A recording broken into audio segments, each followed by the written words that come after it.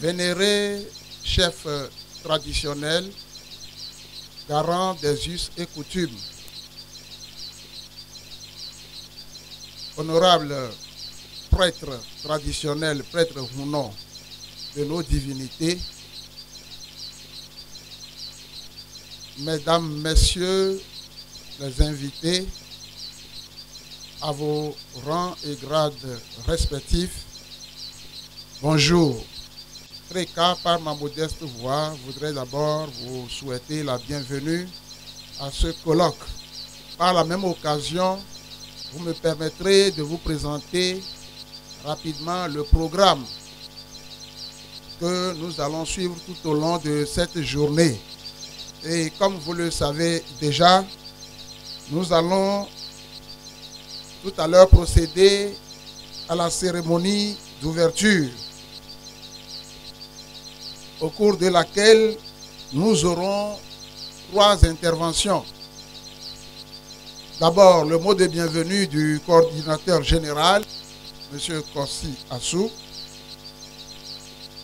Nous aurons à suivre respectivement les interventions de Togui Kokou Amouani Zougbede 5, chef traditionnel du village de Djasseme. Et enfin, Togbe Awawoto Savado Zankli Lawson 8 interviendra pour ouvrir solennellement la rencontre. Après cette cérémonie d'ouverture, nous aurons à suivre, bien sûr, avant la pause de midi, d'abord 2 présentations qui seront faites respectivement par M. Kossi Assou et M. Solé Lawson Drake. Le premier interviendra sur l'historique de Treka et le second nous présentera le manifeste de ce concept. Juste après, nous inviterons uniquement les dignitaires et les autorités à procéder à la signature du manifeste. Et après cela, nous reprendrons les travaux par 2 présentations. La première a pour thème un aspect de la spiritualité kamite au Togo. Ce sera une présentation de M. Deo Eklou Nate. Nous suivrons également une seconde communication sur le système IFA, une science tridimensionnelle, par M. Gracien Ahouamenou. Et je rappelle que chaque présentation sera suivie de discussions. D'abord, le mot de bienvenue du coordinateur général, M. Kossi Assou. Togbe Awawoto Savado Zankli Lawson 8, parrain de l'événement. Togbe Togui Kokou Amouani Zougbede 5, co-parrain de l'événement. Monsieur le représentant du préfet des Lacs, monsieur le représentant de la présidence donc de la ville spéciale de la ville d'Anéhor, vénéré chef traditionnel, Togbe Akakouassou, Hemazo 5, chef traditionnel du village de Kpomé, vénéré prêtre traditionnel, Monsieur Cornelis Aïdam, ancien ministre de la Culture du Togo, Monsieur Toga McIntosh, ancien vice-président de la CEDEAO, ancien ministre des Affaires étrangères du Libéria, ancien ministre de la Planification du Libéria, chers invités, mesdames et messieurs, en vos degrés et qualités, je voudrais vous souhaiter au nom de Trekavio la bienvenue ici à la maison Faélé. Bienvenue, et c'est avec un grand plaisir que nous vous recevons, car vous nous honorez de votre présence, et c'est un honneur indescriptible, inouï, intense. Nous sommes tous émus, et par votre soutien, nous espérons et nous croyons, nous avons la conviction ferme que l'initiative que nous avons engagée, qui est donc cette dynamique de Treka, va donc essaimer, laisser des traces et garantir la transmission à la jeune génération comme nous le souhaitons. Une fois encore, au nom de Trekavi, je voudrais vous souhaiter la bienvenue. Yahweh son lot.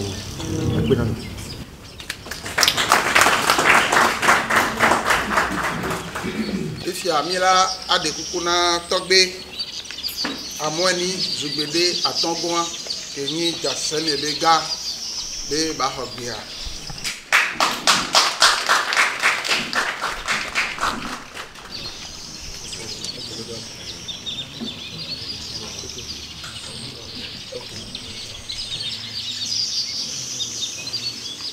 Amepepe oke miawo zɔlo nyemia yɔ amede adokpa mene yɔ vɔ wanya kɔ dzedze o nyakeke miawo zɔn le ŋkɔ nye me le dzase me do abe ŋkɔ mea ma do we zɔn na mi ke lo fia mi va mi gba gbɔn be wo le amedzro nugo nyatɔ le miawo home enu ewɔ gbe mi va mi nye miana anyi bɔkɔ. Emi mi jawo kikun la je fioto la je gâteau le keke blibo heke molo akpe na mi ya sugbom la sinyo.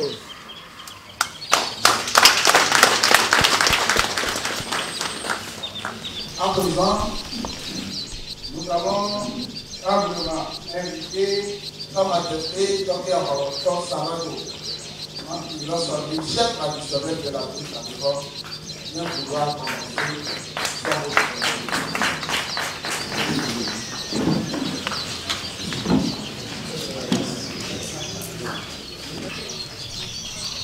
Monsieur le représentant du préfet des Lacs,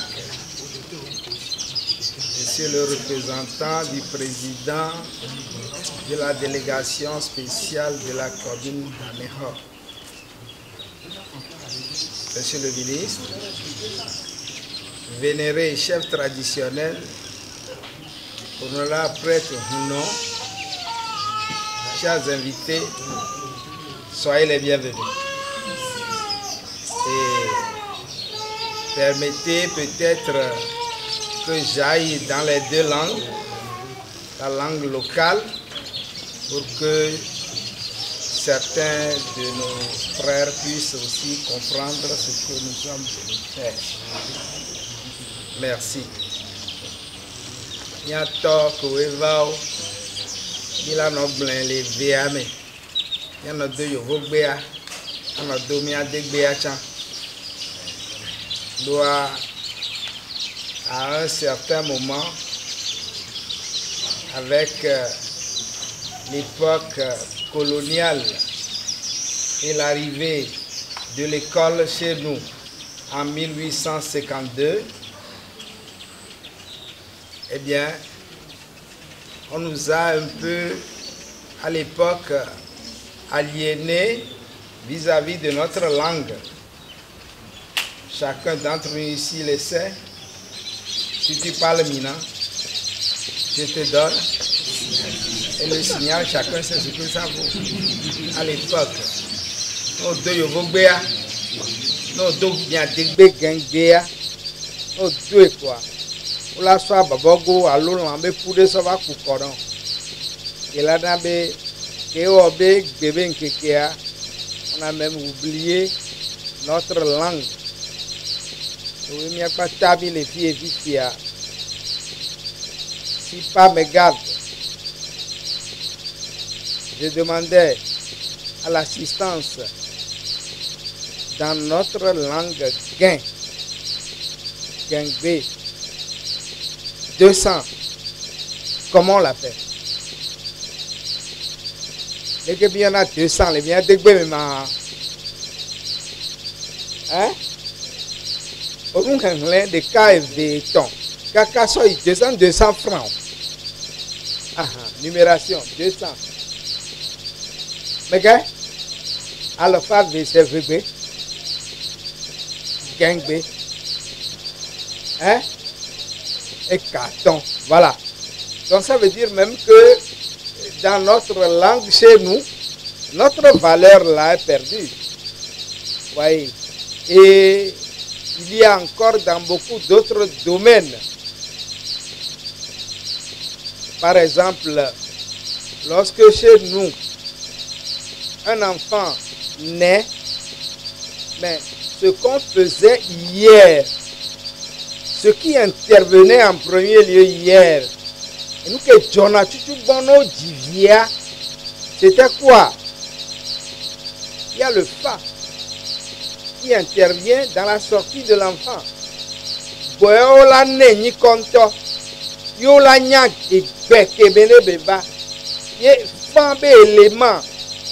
Les premiers éléments de fa, c'est quoi? C'est la nature, c'est la vie. L'air, l'eau, le feu, la terre. Et ces 4 éléments constituent quoi? Agbe, B, dans le fa. Mais aujourd'hui, nous qui sommes ici, est-ce que nous le faisons encore? Nyawolo, ni baonea, ni janvioko, biso danekpo. Maintenant, on va à l'église et avec la colonisation, les blancs là, ils ont accompagné avec l'église, avec la religion. Au Kwatia, donc à Mounion. Et aujourd'hui, voilà. Nos valeurs sont perdues. Bonjour à tous et merci infiniment pour votre présence. Merci à tous les dignitaires qui sont présents et à tous les invités qui ont fait le déplacement aujourd'hui. Donc là, ça va être simplement la lecture du manifeste de la dynamique TRECA. On va premièrement aperçu du concept TRECA. Le concept TRECA, anciennement appelé calvisme, porte sur la reconquête des valeurs endogènes et l'affirmation des identités africaines et plus particulièrement celle du Golfe de Guinée et du Togo. Ce concept est né depuis une trentaine d'années et touche plusieurs domaines. Art visuel, arts appliqués, art de la scène, la culture, l'environnement, la spiritualité, les coutumes, l'éducation, la santé, la vie sociale, l'agriculture, l'art de vivre, l'urbanisme et l'architecture. Tous ces domaines, pour nous, ne forment qu'une seule et même unité. Car pour l'homme conscient et intégré à l'harmonie du monde, tout est imbriqué. Le profane ne saurait être séparé du sacré, le culturel du cultuel, le matériel de l'immatériel. Tous ces éléments, dans la vision holistique qui a de tout temps été celle de l'homme africain, doivent s'incorporer naturellement dans un tout, dans la circularité du cosmos, représentée chez nous par la calebasse. Donc, contexte général de la situation, de l'uniformisation de la pensée à la redécouverte de sa diversité. Depuis la naissance en Europe de l'Ouest de l'ère capitaliste que nous pouvons situer au début du XVIIIe siècle, avec l'avènement du protestantisme, Luther et Calvin, la naissance et le développement de la pensée économique dite classique avec Smith et Ricardo entre autres, la philosophie de Hobbes pour qui l'homme est un loup pour l'homme, en passant par la fable des abeilles de Bernard de Mandeville qui suppose que la somme des vices individuels entraînera la vertu collective, l'Occident a déployé un rouleau compresseur sur le monde. Ceci s'est traduit partout dans le monde, y compris en Europe, par des siècles d'esclavage, de colonisation, de guerre de domination, dont nous observons aujourd'hui plus clairement qu'hier la finalité, uniformiser le monde et ses habitants pour faciliter l'avènement de la toute-puissance du marché dans toutes les sociétés humaines. La gymnastique du cristal de Kham, ou encore la gymnastique du diagramme de Kham, que nous traitons d'un exercice pour le corps, l'âme et l'esprit, avec la particularité de viser à créer une magnifique société d'hommes nouveaux. Donc le saut de Ram est un projet de société, projet d'une nouvelle civilisation mondiale partant de Kemet. Un projet basé sur l'apprentissage, la culture et la pratique de ces 10 vertus créatorielles. Vous allez nous excuser encore, c'est encore un néologisme créatoriel. Vous pouvez, chaque fois que vous voyez ça, penser que c'est divin. Il s'agit donc d'un projet de retour aux sources éducationnelles de Ham dans un monde aujourd'hui dominé par la barbarie. La barbarie provient de la dilution des vertus au sein d'enseignements ou de religions amalgamées avec 10 vices qui sont les contraires des vertus. Donc l'essence du saut de Ham est d'arriver à tracer une figure géométrique sans soulever le bic ou le crayon. Nous allons recommencer. Vous voyez, là c'est la foi, puis vient l'espérance, l'amour, la sagesse, la vérité, la bonté, la justice, la beauté, la pureté et le respect de la vie. Je vais partager avec vous les éléments d'une croyance, d'une science, d'une spiritualité ancestrale, et vous allez voir à quel point il n'y a rien de diabolique. Nous allons donc aborder la sagesse existentielle du système IFA avec un enseignement qui rejoint la fraternité de l'Ubuntu. C'est l'enseignement de l'idéogramme Bouddha-Woli, qui est la combinaison du 9e et du 3e pictogramme de l'alphabet IFA, qui comporte 16 pictogrammes que nous allons voir dans la deuxième partie. Pour le moment, contentez-vous d'entendre les noms. Bouddha-Woli, c'est la combinaison 9-3. C'est à soi-même que profite le bien qu'on fait généreusement à son prochain. Si Bouddha produit et que Woli se nourrit, où donc est le motif de conflit? Écoutez la légende. Bouddha, le bras des souches, sème et récolte, mais nul ne le voit jamais manger.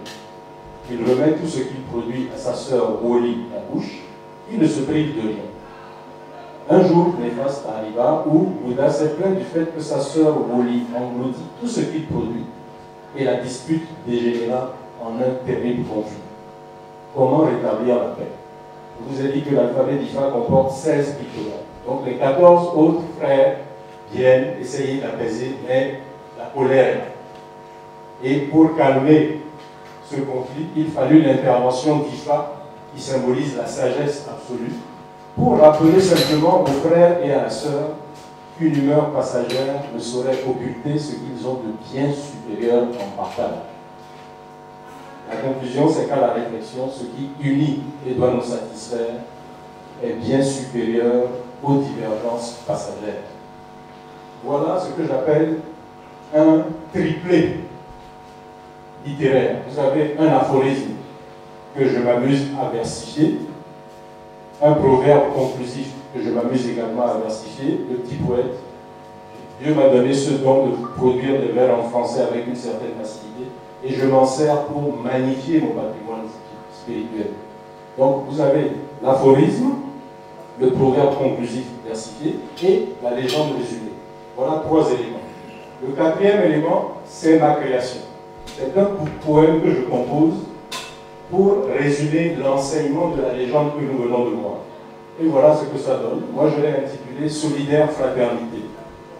Comme un corps, une famille ou une communauté doit se fonder sur l'interdépendance dans la diversité, sur la complémentarité soutenue par la solidarité. Aucune querelle ne doit longtemps agiter. C'est la sagesse d'Ifa selon Bouddha Woli. Voilà un premier exemple qui fait le lien avec l'Ubuntu en Afrique du Sud. La fraternité selon le Fa. J'ai trouvé un deuxième enseignement dans la sagesse d'Ifa qui traite toujours de la fraternité, mais cette fois-ci, je vous propose pour gagner du temps le poème illustratif. C'est l'enseignement de Yeku Lete, qui est la combinaison du 2e et du 13e pictogramme. Fraternité salutaire. Pour vivre en paix sur cette terre, faut-il se quereller ou agir en frère? La vie n'étant qu'une aventure précaire, Pourquoi s'épuiser à se créer des misères? Si les enfants là avaient fait la course, il y aurait eu un gagnant et 14 frustrés. Ils ont compris, ils ont transcendé l'esprit de compétition et de rivalité et ils sont allés gagner ensemble. Solidaire, fraternité, fraternité salutaire. Voilà deux éléments de la sagesse d'IFA qui traitent de la fraternité. Je suis complet par votre exposé. Quand on se trouve devant cette science, on ne sait pas par quel bout la prendre. Mais vous venez de présenter votre approche de cette science qui m'invite désormais à coopérer. C'est-à-dire que j'ai trouvé mon chemin. Ce que je voudrais dire, juste pour ajouter à ce que vous avez dit, je sais que vous le savez, vous n'avez pas voulu me dire, c'est l'origine de ce pas. Vous connaissez la cosmogonie, parce que c'est chanté dans une des légendes, et Phio Agbanon II, le roi de Pligi, avait écrit un livre en 1934 dans lequel il a expliqué la cosmogonie du Fa. Comment le Fa est né, quelles sont ses origines et pourquoi il est maintenant le maître du monde. Après, quand j'ai lu ce document et après avoir réfléchi longuement là-dessus, s'il y a des chrétiens ici, ils me pardonnent, moi-même je suis chrétien, mais je me demande si le Fa n'est pas le Christ. Parce que cette cosmogonie dit que dans l'univers phénomène, dans l'univers, il y avait un couple Mao-Lisa. Et c'est ce couple qui a engendré, je vais résumer, je ne vais pas aller dans les détails, qui a créé ou qui a engendré 3 enfants. Le premier, dans la seconde naissance, le premier, c'est Vodou Hedieso. Et le deuxième, c'est dans la deuxième naissance, hein, c'est Hedieso. D'abord, non, c'était dans la première. Dans la seconde naissance, c'est Sapata. Vodou Sapata qui est né. Après, Hedieso. Et le troisième, c'était Fa. Et comme il y avait déjà des conspirations à l'endroit de Dieu, qui étaient fâchés, il voulait les anéantir. Après, il leur a dit, écoutez, vous allez faire cette seconde naissance, parce que les hommes vous ont cru, ils sont déjà partis sur terre. On a parlé je jette comme ça quelques idées rapidement, on a parlé du Fa, un cercle impénétrable.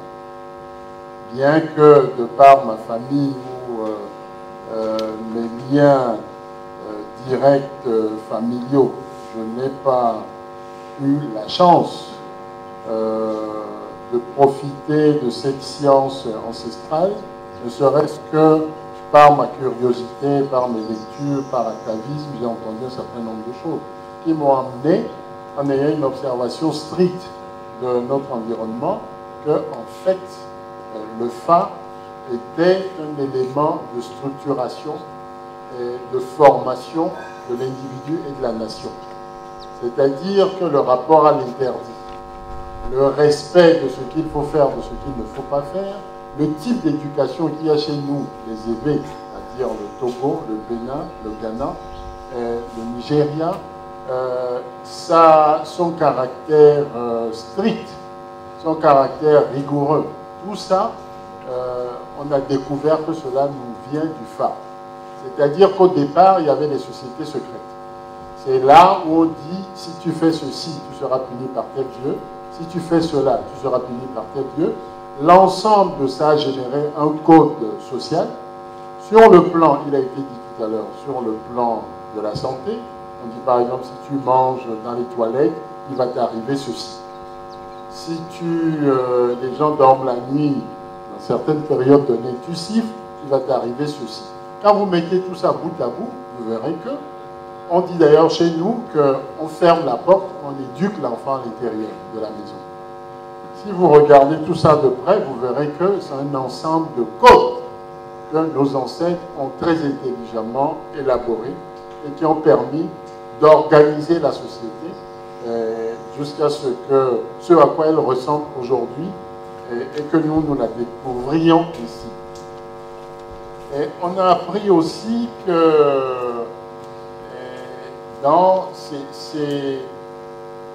la projection et la volonté de protection de la société et des clans ont emmené à des choses qui, moi, m'ont complètement séduit. J'ai découvert, par exemple, que pendant l'esclavage, il y a des esclaves qui arrivaient à fuir. Et quand ils essayaient de revenir vers le clan, vers le village, ils étaient perdus. Certains, malheureusement, sont repris, mais d'autres avaient besoin de repères. Et j'ai lu quelque part que les scarifications que l'on trouve sur le visage, qui aujourd'hui ne sont plus à la mode, peut-être parce que l'occupation géospatiale est totalement différente de ce que c'était avant, mais les scarifications permettaient de reconnaître que tel est de tel clan.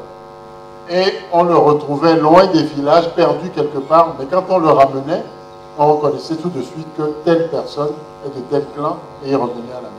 Est-ce que vous saviez qu'il y avait des tests qui protégeaient le patrimoine? Ok. Comme vous savez qu'il y a des tests et que c'est ceux qui doivent normalement protéger ce patrimoine-là qui le bradent, vous voyez qu'il y a un problème. Il y a un souci, la pression foncière. Ailleurs, les gens vendent même des hectares. Moi, je peux même aller au-delà. Si vous allez à côté, au niveau du lac Togo, mais les gens achètent des terres là, ce qui n'est pas permis. Donc ceux qui ont les moyens investissent. Aujourd'hui, l'argent est devenu un fusil. D'accord. Face à ce fusil, c'est un peu délicat. Ceux qui doivent normalement protéger le patrimoine le bravent. Allez-y savoir pourquoi. Donc, je suis vraiment soulagé que vous dites que vous êtes au courant qu'il y a des tests. D'accord.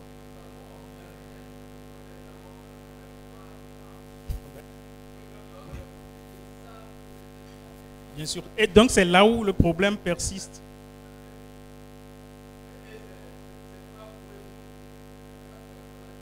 Justement. Donc, il y a problème. Il y a problème. Donc, nous sommes un peu dans la dynamique de la sensibilisation. D'accord. Nous allons sensibiliser jusqu'à ce que les gens prennent véritablement conscience. Il faut aussi reconnaître que le patrimoine est nouveau, en fait. Il y a 5 ans, 10 ans, vous n'allez peut-être pas trop entendre parler du patrimoine. Mais depuis un certain temps, quand vous allumez la radio, bon, vous avez cette phraséologie patrimoine, patrimoine revient. Avec les événements de Tombouctou, avec ce qui se passe à Palmyre, avec des événements un peu partout, les Bouddhas géants en Afghanistan.